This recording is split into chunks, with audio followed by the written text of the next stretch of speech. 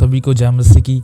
तो आज का हम वचन पढ़ेंगे नीति वचन उसका 23 अध्याय उसका 1 आयत से।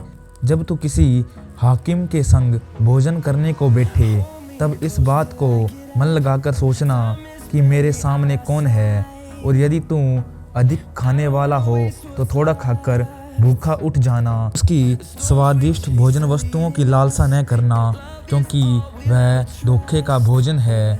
धनी होने के लिए परिश्रम न करना, अपनी समझ का भरोसा छोड़ना। क्या तू अपनी दृष्टि उस वस्तु पर लगाएगा जो है ही नहीं? वह उकाब पक्षी के समान पंख लगाकर निसंदेह आकाश की ओर उड़ जाता है। जो ढाल से देखता है उसकी रोटी न खाना और न उसकी स्वादिष्ट भोजन वस्तुओं की लालसा करना, क्योंकि जैसा वह अपने मन में विचार करता है वैसा वह आप है।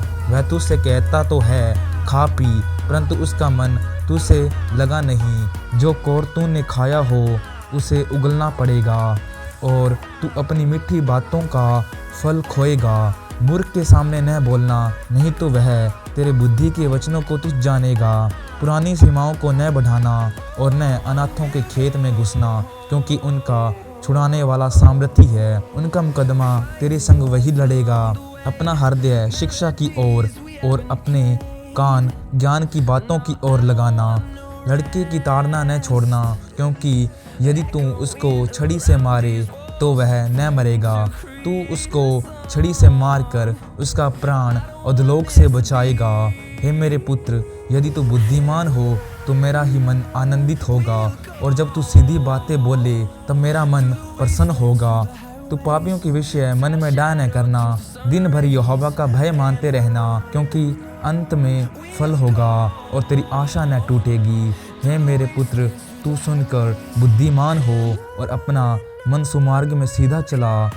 दाख मधु के पीने वालों में न होना, न मांस की अधिक खाने वालों की संगति करना, क्योंकि पियक्कड़ और पेटू अपना भाग खोते हैं और पिनक वाले को चिथड़े पहनने पड़ते हैं। अपने जन्माने वाले पिता की सुनना, और जब तेरी माता बूढ़ी हो जाए तब भी उसे तुच्छ न जानना। सच्चाई को मोल लेना, बेचना नहीं, और बुद्धि और शिक्षा और समझ को भी मोल लेना। धर्मी का पिता बहुत मगन होता है और बुद्धिमान का जन्माने वाला उसके कारण आनंदित होता है। तेरे कारण तेरे माता पिता आनंदित और तेरे जननी मगन हो। हे मेरे पुत्र, अपना मन मेरी ओर लगा और तेरी दृष्टि मेरे चाल चलन पर लगी रहे।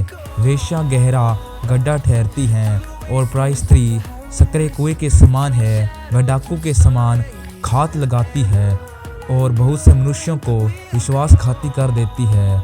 कौन कहता है हाय, कौन कहता है हाय हाय। कौन झगड़े रगड़े में फंसता है, कौन बकबक करता है। किसके अकारण घाव होते हैं, किसकी आंखें लाल हो जाती हैं। उनकी जो दाख मधु देर तक पीते हैं और जो मसाला मिला हुआ दाख मधु ढूंढने को जाते हैं।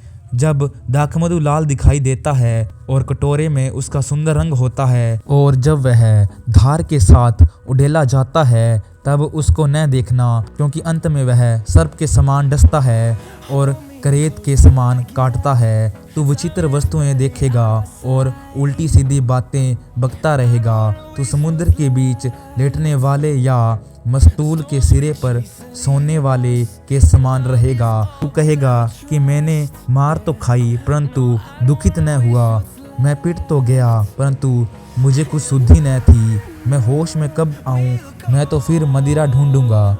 तो परमेश्वर इन वचनों के द्वारा आप सभी को आशीष करे। अगर आप हमारी YouTube फैमिली का हिस्सा बनना चाहते हैं तो इस चैनल को सब्सक्राइब करें